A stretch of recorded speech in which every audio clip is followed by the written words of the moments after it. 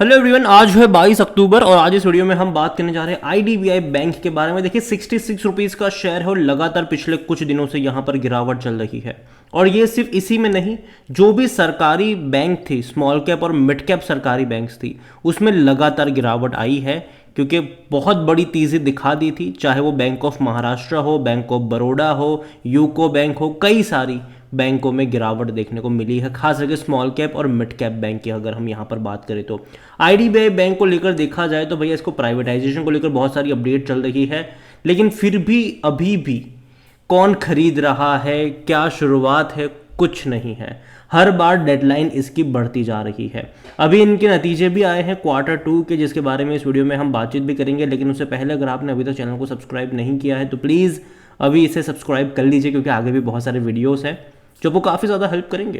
तो देखिए IDBI bank 66 rupees का शेयर और एक महीने में देखो तो गिरावट बड़ी है। एक्चुअली में 70 रुपीज़ से भी ऊपर था, लगातार गिरा ये और लगातार एक हफ्ते से गिर ही रहा है। और ये सेम हाल अगर आप देखोगे तो कई सारे स्मॉल कैप और मिड कैप पीएसयूज का है। यहाँ पर पिछले एक साल में देखोगे तो बड़ी तेज़ी थी, 48% का ग्रोथ था, लेकिन अभी गिरावट शुरू हो रही है। और देखा जाए तो 72 रुपीज़ के लेवल पर चला गया था, वहाँ से ये गिरकर नीचे आ रहा है। और अगर एक सपोर्ट कह लो यहाँ पर तो 60 रुपये के आसपास नज़र ज़रूर आ रहा है। लेकिन अभी भी जो इसका लॉन्ग टर्म का जो फ्यूचर है वो डिपेंड करेगा कि भैया कौन यहाँ पर खरीदेगा। गवर्नमेंट एलआईसी दोनों ही कंट्रोलिंग स्टेक बेच रही है, 60% से भी ज़्यादा की हिस्सेदारी मतलब यहाँ पर बिकने वाली है। अब कौन खरीदेगा उसके ऊपर बहुत कुछ डिपेंड करता है। वैल्यूएशन के लिए भी बहुत सारी चीज़ें यहाँ पर आ रही है। और अभी भी देखा जाए तो गवर्नमेंट कब से बिड्स मंगवा रही है, ठीक है, लेकिन बाद में डेडलाइन हर बार बढ़ती जा रही है। और ये एक कंसर्न यहाँ पर ज़रूर अभी के लिए नज़र आ रहा है। जब भी प्राइवेटाइजेशन को लेकर कोई खबर आ जाए इसकी आती है तो ये शेयर दौड़ जाता है, और जब तक खबर नहीं आती ये गिरता रहता है। जब खबर आती है प्राइवेटाइजेशन को लेकर कि भैया बिड मंगवाई जा रही है, ये हो रहा है, ये तेज़ी दिखाता है, वापस गिरता है, वापस खबर आती है भागता है, फिर गिरता है, कोई खबर आती है भाग जाता है। तो यहाँ पर इसका जो फ्यूचर है वो डिपेंड कर रहा है प्राइवेटाइजेशन के ऊपर कि कौन बड़ा प्लेयर आएगा और यहाँ पर खरीदेगा और बाद में इसको चलाएगा। यहाँ पर इसके नंबर्स की बात करोगे तो हेडलाइंस में आपको देखने को मिलेगा कि भैया 60% का नेट प्रॉफिट में जंप आ गया, एनपीए डिक्लाइन आया, 60% का जंप, ये सब आपको देखने में बहुत अच्छा लगेगा, ठीक है। लेकिन प्रॉब्लम ये है कि पिछले साल से कंपेयर करोगे तो नतीजे आपको अच्छे लगेंगे, लेकिन पिछले क्वार्टर से कंपेयर करोगे तब शायद आपको चीज़ें पता चलेगी कि क्वार्टर ऑन क्वार्टर ग्रोथ नहीं है। यहाँ पर अगर हम बात करने जाए इस कंपनी को लेकर तो डेफिनेटली इनका जो प्रॉफिट रहा वो 1323 करोड़ का रहा है इस बार, जो कि देखने में बहुत अच्छा लगता है। क्योंकि देखा जाए तो बैड लोन्स जो है वो कम हुए यहाँ पर, जो कि पिछले साल इसी क्वार्टर में 828 करोड़ का था, तो उसके मुकाबले प्रॉफिट डेफिनेटली बढ़े हैं। लेकिन आपको बता दें कि इससे पहले के क्वार्टर में तकरीबन 1200 करोड़ से भी ज़्यादा का प्रॉफिट था, तो उसके मुकाबले उतना बड़ा जंप नहीं है। लेकिन दिक्कत आई है रेवेन्यू में। रेवेन्यू देखो अगर पिछले साल से कंपेयर करोगे तो आपको अच्छा लगेगा, क्योंकि इस बार का जो रेवेन्यू है वो 6924 करोड़ का है, जो पिछले साल इसी क्वार्टर में 6065 करोड़ का था। तो रेवेन्यू पिछले साल के मुकाबले बढ़ता आपको नज़र ज़रूर आएगा। लेकिन पिछले क्वार्टर में अगर आप देखोगे ना तो 7000 करोड़ से भी ज़्यादा का रेवेन्यू था इसका, 7000 करोड़ से भी ज़्यादा का रेवेन्यू था। और इस बार रेवेन्यू कम हुआ है, रेवेन्यू यहाँ पर कम हुआ है, 6924 करोड़ के आसपास का रेवेन्यू यहाँ पर देखने को मिला है। एनपीए देखो, एनपीए लगातार अगर आप देखोगे तो पीएसयूज में घटते नजर आए हैं। और देखो कई सारे सरकारी बैंक के तो रिजल्ट्स अच्छे आए थे, उसके बावजूद भी गिरावट देखने को मिली थी जब अगले दिन उसका मतलब जब अगले दिन बाजार खुला था। तो यहाँ पर भी नतीजे तो इसके एवरेज है, तो मैं मानता नहीं हूँ कि कल जब बाजार खुलेगा तो कोई अच्छी तेज़ी होगी। यहाँ पर मुझे लगता है कि डिक्लाइन वाला फॉल यहाँ पर देखने को मिल सकता है। एनपीए इसका 4.90% का देखने को मिल रहा है, जो कि पिछले साल 16.51% के मुकाबले आपको अच्छा लगेगा। लेकिन इससे पहले के क्वार्टर में भी तकरीबन 5 के आसपास का ही था। यहाँ पर अगर आप देखो तो चीज़ें बेहतर नज़र आएगी पिछले साल के मुकाबले, लेकिन पिछले क्वार्टर के मुकाबले थोड़ी सी यहाँ पर दिक्कत होती नज़र आएगी। यहाँ पर आईडीबीआई बैंक में अगर आप देखोगे तो सरकारी बैंक कह सकते हो इसको, हालांकि कंट्रोलिंग स्टेक अभी भी एलआईसी के पास है। मार्केट कैप 72,000 करोड़ से भी ज़्यादा का है, 17 का इसका पी रेशियो है, जो कि एवरेज इंडस्ट्री से कम है, मतलब कि सस्ते वैल्यूएशन के ऊपर ट्रेड कर रहा है। ऐसा आप यहाँ पर कह सकते हो। यहाँ पर डिविडेंड्स की बात करेंगे तो इसने डिविडेंड इस साल पे किया है 1 रुपये का पे किया है, क्योंकि प्रॉफिट कमा रहे हैं, ठीक है, 1200-1300 करोड़ का क्वार्टरली प्रॉफिट कर रहे हैं, तो डिविडेंड भी इतने पे किया है 1 रुपये का।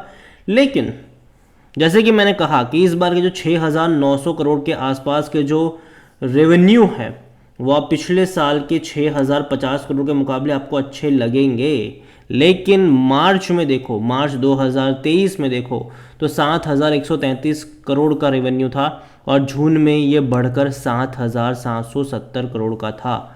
अभी सितंबर में 6,900 करोड़ के आसपास का रहा, मतलब कि 800 करोड़ का रेवेन्यू कम कमाया है इस बार इन्होंने। तो रेवेन्यू डिक्लाइन हुआ है। हालांकि प्रॉफिट इस बार 1,300 करोड़ के आसपास का ज़रूर रहा है, लेकिन ये 1200 करोड़ से भी ज़्यादा का ये दिखा रहा था, ठीक है, पिछले 2 क्वार्टर में।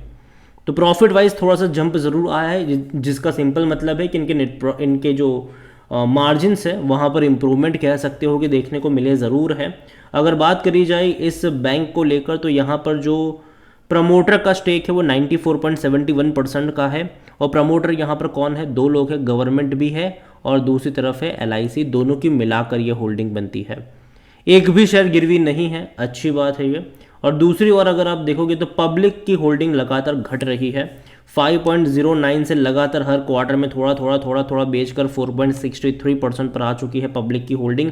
FIs देखोगे तो पहले अच्छी खरीदारी देखी, बाद में अभी अगर आप देखो तो धीरे धीरे बढ़ रहे हैं, ठीक है, बढ़ रहे हैं ये, मतलब बहुत ही मिनिमम तौर पे बढ़ा है।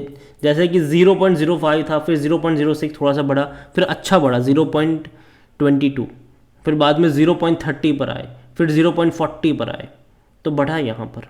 म्यूचुअल फंड्स अगर आप देखोगे तो बहुत कम क्वांटिटी है, 0.01% की ही है। लेकिन अभी भी मैं कहूँ कि इस कंपनी का जो फ्यूचर, इस बैंक का जो फ्यूचर है वो पूरा का पूरा डिपेंड करता है कि भैया जो गवर्नमेंट और जो LIC कंट्रोलिंग स्टेक बेच रही है 60% से भी ज़्यादा का, वो कौन खरीदेगा, क्योंकि लंबे समय से भैया उसी के ऊपर चर्चा हो रही है। देखो अभी के लिए मैं इतना ही कहूँगा कि IDBI बैंक, सब कुछ डिपेंड करता है इसका लॉन्ग टर्म का आउटलुक कि कौन खरीदेगा इसको।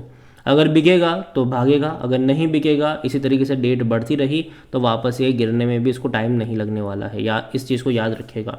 और जहाँ तक मुझे लगता है इसका जो सपोर्ट लेवल है, इनिशियल सपोर्ट लेवल है, वो 60 रुपये के आसपास नज़र ज़रूर आ रहा है, तो वहाँ पर नज़र आपकी होनी चाहिए। और अगेन मैं कहूँगा कि जो बाइंग के अच्छे लेवल है वो मुझे लगता है कि 50 से 55 रुपये के आसपास हो सकते हैं।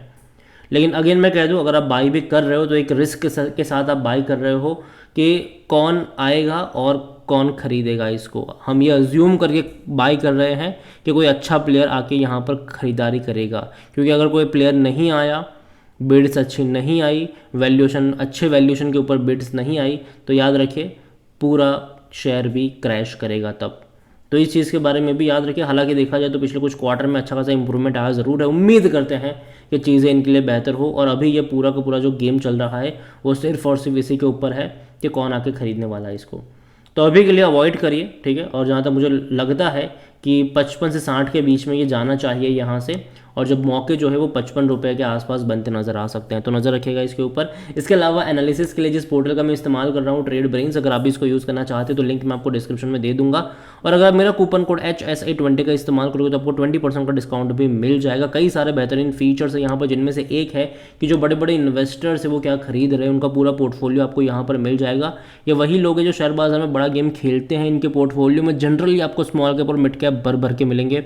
तो देर किस बात की है, लिंक डिस्क्रिप्शन में है, कूपन कोड का फ़ायदा उठाना भूलिएगा नहीं। वीडियो को यहीं पे एंड करूँगा, पसंद आया हो तो लाइक करें, शेयर करें, चैनल वगैरह पहली बार हैं तो प्लीज़ सब्सक्राइब करें। और IDBI बैंक के बारे में आप क्या सोचते हैं वो भी आप मुझे कमेंट में लिख कर बता सकते हैं। Thank you.